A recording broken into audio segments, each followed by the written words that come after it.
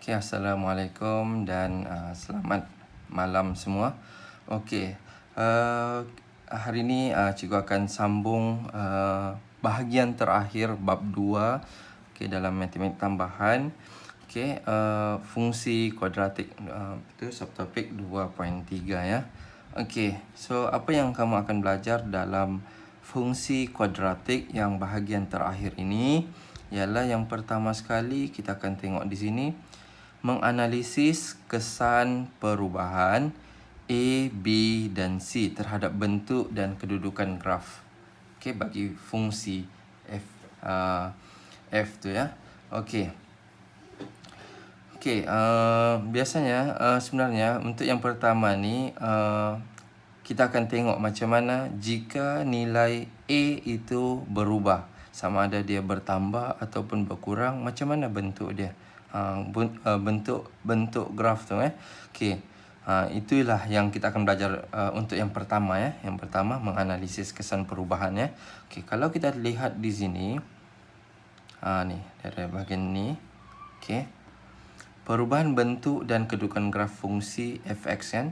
Okey, kalau kita lihat kamu sudah kenal kan fungsi kuadratik. Okey.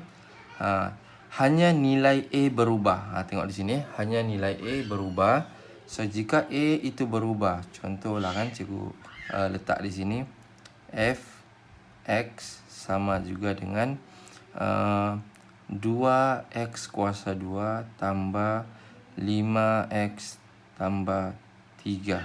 Contohlah kan. Okey, untuk hanya A itu kedudukan dia di 2 ni. Ya. Sekarang ni 2 ni maknanya A kita ialah A lebih besar daripada kosong. Kalau A lebih besar daripada kosong maknanya dia adalah graf minimum. Tengok di sini. Ya. Okey. Yang pertama dulu ya. Perubahan nilai A memberi kesan kepada bentuk dan kelebaran ya. Maksudnya bentuk dan kelebaran lah graf, namun pintasan Y tetap sama.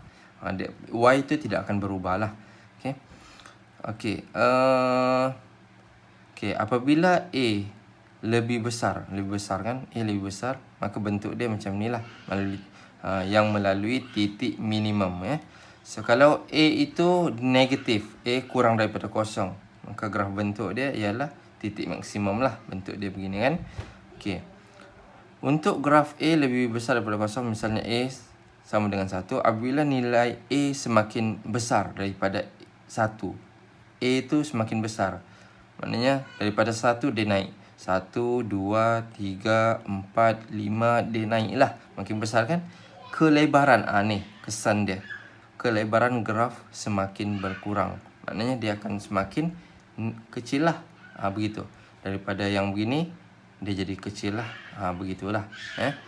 Kalau kita nilai yang tu, dia akan memberi kesan. Daripada yang ini, dia akan jadi kecil. Tengok, kalau A itu dia semakin besar, maka dia akan jadi kelebaran dia akan lagi kecil, semakin berkurang. Sebaliknya apabila nilai A semakin kecil daripada 1 menghampiri kosong, kelebaran graf semakin bertambah. So kalau dia semakin menghampiri kosong, graf kita semakin kelebaran graf semakin bertambah. Harap boleh ingatlah yang ini ya. Okey, untuk graf A lebih kecil daripada kosong, maknanya dia negatif lah. Okey. Kalau kita tengok sini, kelebaran graf semakin berkurang. Okey, kelebaran graf semakin berkurang. Kalau nilai A semakin kecil. Okey. Nilai A semakin kecil. Contohnya macam daripada negatif 1 dia pergi kepada negatif 7 contoh. Maknanya kelebaran graf semakin berkurang juga, tapi dia bentuk dia maksimum ya. Bentuk maksimum begini. So dia maknanya dia akan jadi makin kecil. Begitulah, makin kecil. Kalau nilai dia lagi kecil lah, negatif ni kan. Sebaliknya apabila nilai A semakin besar daripada negatif 1, maknanya dia negatif. Kalau negatif 1 adalah negatif 1, so yang lagi kecil negatif 1/2. So ini lagi besar lah. Negatif 1/2 maknanya dia lagi lebar. lagi lebar. Dia menghampiri kosong, maknanya kelebaran graf semakin bertambah. Harap boleh faham lah ini ya. Okey. Hanya nilai B berubah. Kita tengok pula kalau B berubah. B tu kedudukan dia di sini ya, B. Sini B. Okey. Perubahan nilai B hanya memberi kesan kepada kedudukan vertex.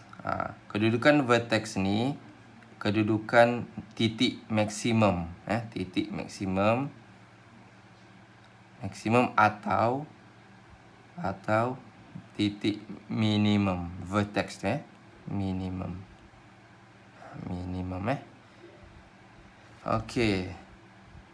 Namun bentuk graf dan pintasan Y tidak berubah ya. Okey. Apabila B sama dengan kosong, vertex berada pada paksi Y. Vertex tu kan kalau kita ada begini, so dia kedudukan dia beginilah. Vertex dia di kedudukan dia di Y. Tidak semestinya lah di tempat kosong ni ya. Mungkin dia naik di atas sini ke. Begitulah. Ini titik kalau B sama dengan kosong, berada pada paksi Y. Okey. Ataupun titik minimum kalau ini minimum, maksimum bentuk dia beginilah ya. Contoh begitulah minimum kan. Okey. Okey, apa lagi? Untuk graf A lebih besar dari kosong, apabila B lebih besar daripada kosong, vertex berada di sebelah kiri.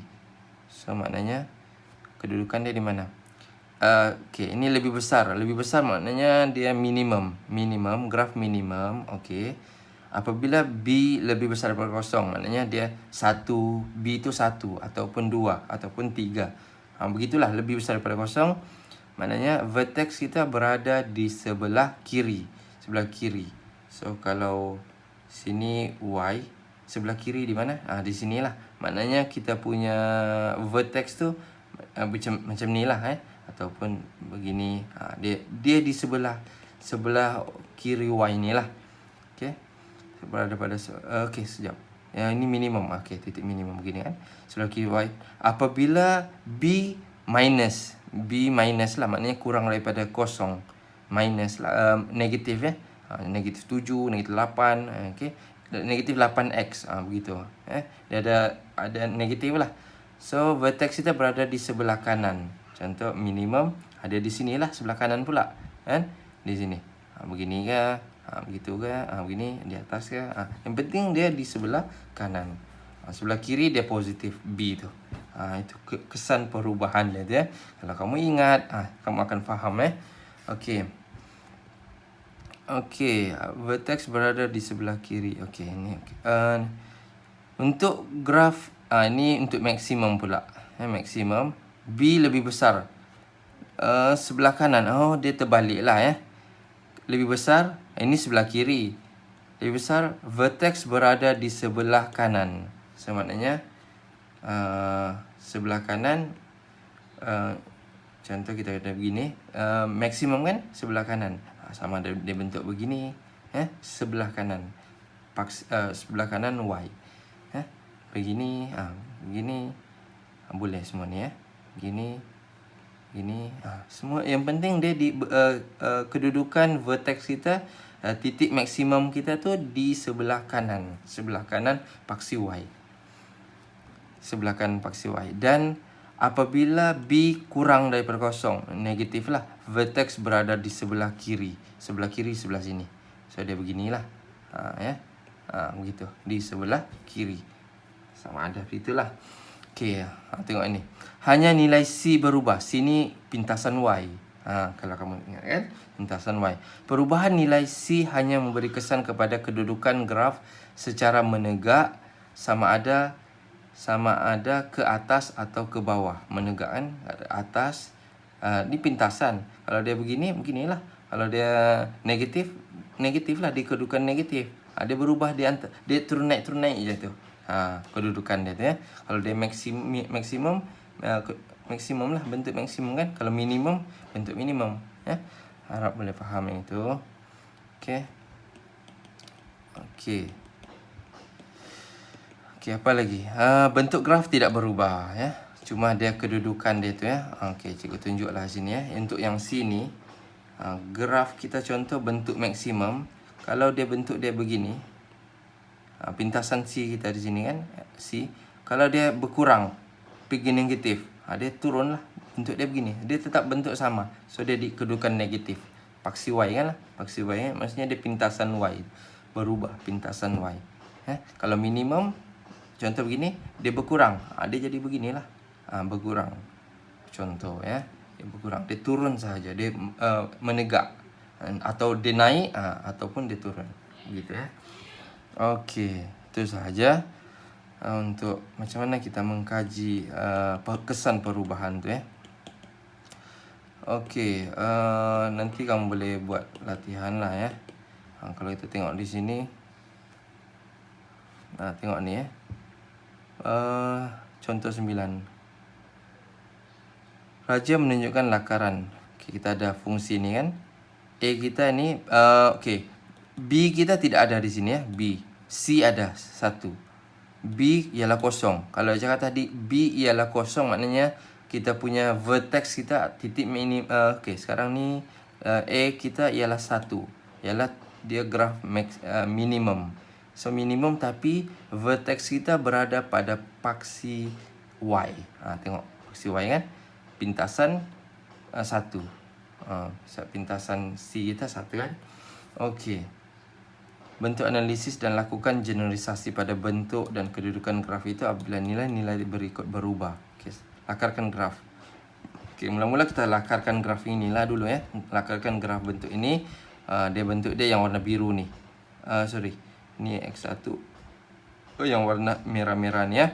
Okey, kalau dia cakap di sini, seterusnya lakarkan graf jika nilai A menjadi 2. So maknanya bertambah kan.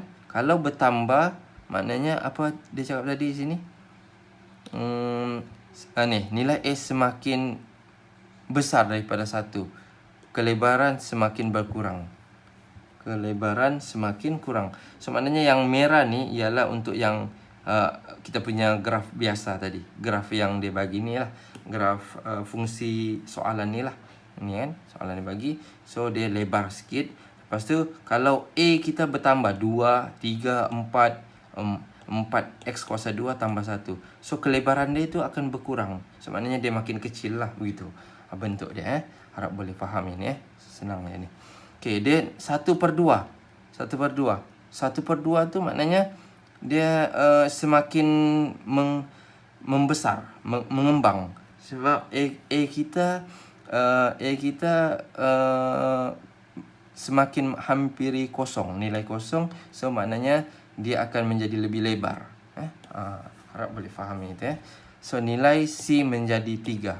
So C pintasan Y. So kamu bawa naik pergi 3 lah. So graf tu tetap sama, cuma dia naik pada 3, positif 3. Cuba kita tengok graf dia. Ni graf tu tetap sama, cuma dia naik sahaja. Ni fungsi sama, cuma yang C kita berubah jadi 3. So dia beranjak naik atas lah. Itu sahaja ya, kesan perubahan ya. Harap boleh ulang balik jika tidak faham. So boleh buat latihan yang ini ya. Boleh buat latihan yang ini. Yang ini ada sudah dibagi graf dia di sini. Senanglah. Okey, seterusnya bahagian yang kedua, menghubungkaitkan kedudukan graf fungsi kuadratik dengan jenis punca. Okay, macam mana kita menghubung kait? Okay, cuba kita tengok di sini. Okay, kamu sudah belajar ni kan pembeza layan. Okay, yang ini lebih besar daripada kosong. Maknanya dia mempunyai 2 punca. Menyilang pada paksi X pada 2 titik yang berbeza. Graf dia beginilah. Kalau minimum bentuk dia begini. Maksimum bentuk dia begini. Sama juga dengan ini. Sama dengan kosong. So, kamu ingatlah ini Kalau minimum, ni maksimum. Okay, ini punca dia satu saja. Sama punca dia ya. Punca nyata yang sama. Okay, ini tiada punca. Maknanya dia tidak memotong paksi X. Tidak memotong pada paksi X. Okay, itu sahaja. Macam mana kita menghubung kait graf tu ya. Senanglah. Okay, cuba kita tengok contoh ni. tentukan jenis punca bagi setiap fungsi kuadratik berikut apabila fx sama dengan kosong. Okey, kemudian lakarkan graf. Okey, disuruh kita lakarkan. Buat satu generalisasi tentang kedudukan graf itu pada paksi x. Maknanya ni suruh kita buat lakaran je ni, Okey, soalannya kalau soalan dia yang ini kita kenal pasti dulu. A ialah 2, B 1, C negatif 5. Kemudian ambil nilai pembeza layan. Formula pembeza layan. Okey, kita masukkan nilai yang A, B, C tadi ke dalam pembeza layan. Jika kamu dapat jawapan, contoh di sini soalan dia dapat 41. Dia darab ini kuasa 2, lepas tu tolak dengan yang 4AC. A ialah 2, C ialah negatif 5, darabkan. Kamu dapat di sini 41 41, maknanya dia lebih besar daripada kosong. Kalau lebih besar daripada kosong, maknanya fungsi ini mempunyai dua punca yang berbeza dan nyata.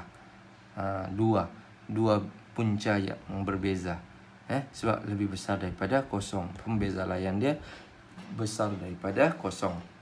So maknanya, okey, macam mana kita mau tahu bentuk graf dia? Graf dia A kita ialah 2. A kita 2. Maknanya lebih besar daripada kosong. Lebih besar daripada kosong bermaksud A kita lebih besar daripada kosong, maknanya dia minimum. Ini minimum graf lah. Bentuk minimum, bentuk dia begini. Dia memotong dua paksi, kamu buatlah satu paksi di sini. Begitu je lah. Satu parabola yang melalui titik minimum menyilang pada paksi X. Okey. Beginilah. Ada dua kan. Pada paksi X pada dua titik. Inilah yang dia tunjuk ni. Okey, yang ini pula sebenarnya ini negatif. So dia maksimum. Maksimum. Kalau ini tadi lebih besar, so ini A kita lagi kecil daripada kosong. Lagi kecil daripada kosong maknanya dia graf dia maksimum. Ini kamu sudah belajar juga ni semua ni. Pembeza layan, masukkan nilai, so dapatlah. So dapat sama dengan kosong. Kalau kosong maknanya dia mempunyai satu punca yang sama. Satu punca. Sama punca dia. Dia jadi bentuk dia memotong satu sahaja pada paksi vertex dia ni lah, maksimum. Okey. Kemudian ini penyelesaian masalah. Penyelesaian masalah ni kamu kenal pasti A, B, C, masukkan ke dalam persamaan pembeza layan. B kuasa 2 tolak 4AC. Ini sama juga, cari nilai M. Ini penyelesaian masalah ni. Cari nilai-nilai yang tidak diketahui. Ini cari nilai M, ini cari nilai K, ini cari nilai P. So jadi kenal pasti dahulu mana A, mana B, mana C. Itu sahaja, senang. Pasti yang selebihnya tu ialah kod algebra. Cari nilai itulah. Senang. So ini pun senang Kenal pasti julat dia ni. Ini kamu sudah belajar juga. Okey, boleh buat latih diri 2.7. Okey, yang terakhir membuat perkaitan antara bentuk vertex. Okey, yang ini yang terakhir. Bentuk vertex ni ialah penyempurnaan kuasa 2 yang kamu pernah belajar juga, penyempurnaan kuasa 2 bentuk penyempurnaan kuasa 2. Okey, bila kamu buat satu ni, okey, cuba kamu tengok sini bentuk fungsi kuadratik. Yang ini bentuk arm yang kamu belajar bentuk arm. So bentuk vertex dia ialah kita tengok di sini X kalau dengan keadaan A, B, C ialah pemalar yang mempunyai vertex pada titik yang ni. B, so ni formula lah dia bagi ni B negatif B per 2A. Bahagi dengan fungsi F. Fungsi ni masukkan nilai yang ini X ni. Ini dia sudah bagi. Jadi kena ingatlah formula yang ini. Ini kena ingat ni formula ni. Okey, lepas tu bentuk pintasan. Ini bentuk pintasan. Bentuk pintasan ni bentuk kalau kamu ni faktor kan? Faktor bentuk faktorkan tu kan. Jadi kamu ingat juga tu bentuk faktor tu yang dua bentuk kurungan tu ya, dua kurungan. Okey.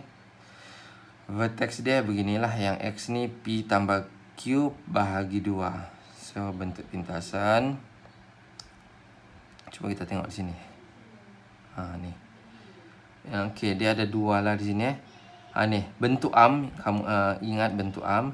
Kalau kita buat penyempurnaan kuasa 2, kita akan dapat bentuk vertex. Bentuk vertex ni ialah kaedah dia kita guna penyempurnaan kuasa 2. Kamu ingat, tengok balik penyempurnaan kuasa 2 ya. Dia dapat yang itu, vertex. Lepas tu kalau yang ni bentuk arm ni, kalau kita faktorkan ni, faktor atau kaedah rumus, so kamu akan dapat bentuk pintasan lah, bentuk yang dua kurungan tu ya. Okey. Kalau dalam bentuk vertex ni kamu kembangkan ini, kamu akan dapat bentuk arm. Kalau bentuk pintasan kamu kembangkan, kamu akan dapat bentuk arm. Begitulah. Inilah rotation dia, proses dia. Kalau kamu faham situasi dia, kamu boleh ingat dan ni kamu boleh buat ya. Okey, itu sahaja. So ini contoh, cikgu tidak payah tunjuklah sebab contoh ni bentuk penyempurnaan kuasa 2. Penyempurnaan kuasa 2 cikgu sudah ajar ya. Penyempurnaan kuasa 2. Ini bentuk penyempurnaan kuasa 2 ya. Dia tukar kepada ya. Penyempurnaan kuasa 2 juga ni. Ya, bentuk vertex. Ni penyempurnaan kuasa 2. Kamu sudah belajar juga ya. Kamu sudah belajar, cikgu sudah ajar. Jadi kamu buat sahaja ya. Buat dulu latihan, jika tidak faham tanya cikgu ya. Okey, apa lagi ni? Ini tidak payah kesan perubahan ni. Kamu boleh baca lah, nanti cikgu bagi. Kamu boleh baca. Ya. Okey. Melakar graf fungsi kuadratik. Ini cikgu sudah okey, yang ini melakar graf ni.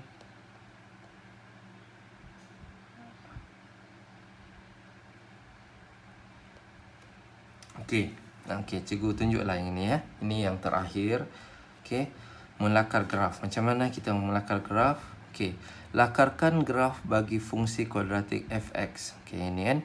Okey, mula-mula kamu kenal dulu, kenal pasti. A ialah negatif 1, B ialah 4, C ialah 12. Okey, sekarang ni kalau kamu perhatikan di sini, A kita kurang daripada kosong. Kurang daripada kosong, bentuknya ialah maksimum. Kena pasti yang itu dahululah.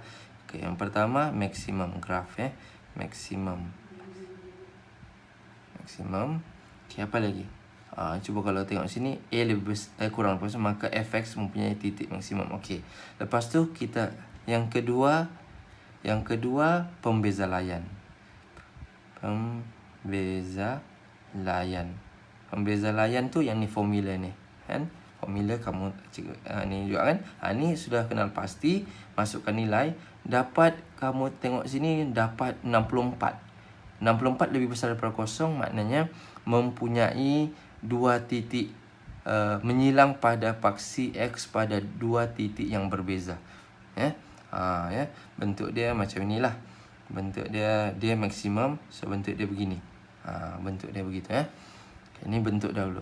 Kemudian nombor 3, langkah 3, di sini dia buat bentuk penyempurnaan kuasa 2. Penyempurnaan kuasa 2. Ini pun cikgu sudah ajarkan. Kuasa 2. Jadi kamu buatlah sendiri ya. Cikgu bagi tahu ya langkah-langkah step dia ya. Okey. Kemudian sudah dapat ini. Daripada penyempurnaan kuasa 2 ni, kamu akan dapat titik maksimum ataupun minimum. Tadi dia cakap sini maksimum kan? So kita akan dapat titik maksimum. Cikgu tunjuklah titik maksimum. Di mana dia dapat titik maksimum? Tengok sini. Okey. Okey. Ini cikgu bagi tahu dululah. Sebab sini ada negatif kan? Cara dia negatif ni kita buat faktorkan.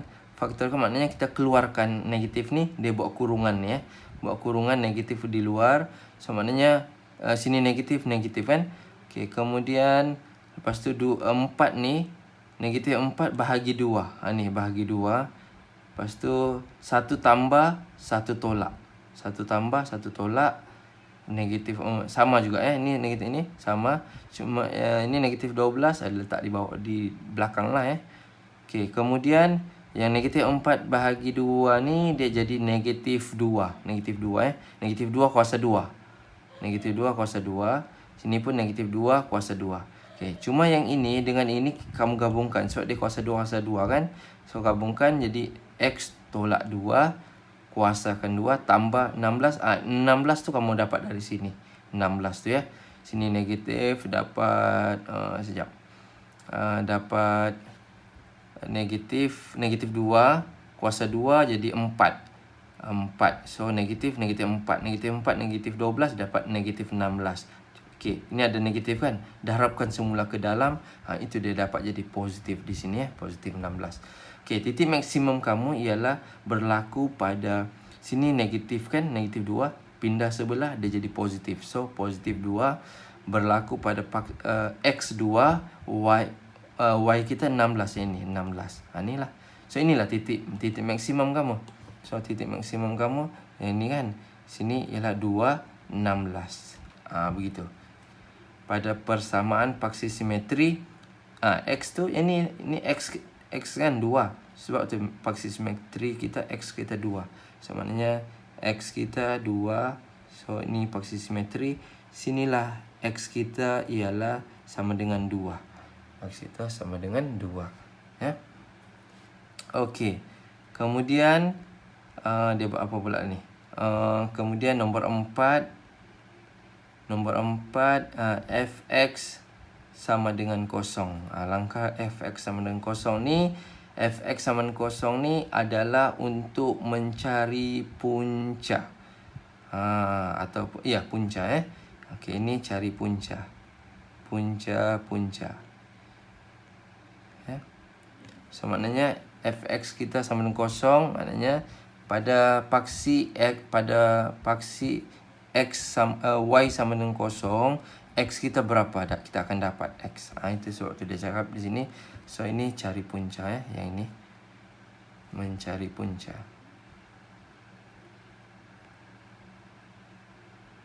Cari punca Okey, dia buat faktorkan sini. Kemudian cari nilai X dapat 6. X dapat negatif 2. Okey.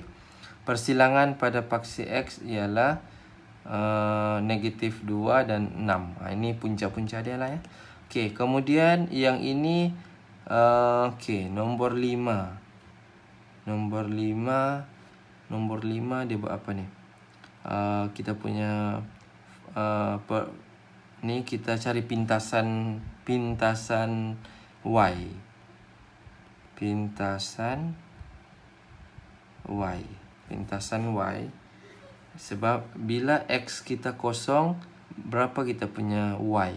So X kita kosong, Y kita ialah 12. 12 lah. So ini pintasan Y kita ni. So jadi graf dia bentuk dia begini. Ni ni bentuk graf dia. Pintasan 12, titik maksimum 2 16. Okey, paksi simetri ni vertex titik maksimum vertex lah tu X kita sama paksi simetri X sama dengan 2. Punca-punca negatif 2 dengan 6. Itulah melakar graf. So step dia yang inilah. Okey, tentukan paksi maksimum ataupun minimum. Kemudian guna formula pembeza layan untuk menentukan dia ada punca ataupun mempunyai dua punca ataupun mempunyai satu punca ataupun tidak mempunyai punca langsung. Jadi itu pembeza layan. Kemudian nombor 3, step ketiga kita guna penyempurnaan kuasa 2 untuk menentukan titik maksimum. Titik maksimum ataupun titik minimum.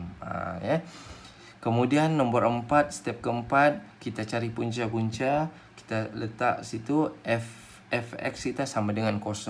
So kita buat faktorkan lah. Faktor kaedah rumus ke ataupun kaedah persilangan itu boleh juga Okey, kemudian yang terakhir pintasan y. So lengkaplah langkah untuk membuat lakar graf. Lakar graf. Itu sahaja untuk kita faham. So di sini ada latih diri banyak jugalah di sini. Harap boleh buat. Cikgu akan bagi masa panjang sikit lah yang ini. So tolong buat. Misalnya masalah ni okey sudah. Harap boleh buat yang ni. Kalau ada masa boleh buat lah. Okey. Kemudian buatlah latihan intensif ni. So habislah kita punya bab 2 Harap boleh ni. Okey.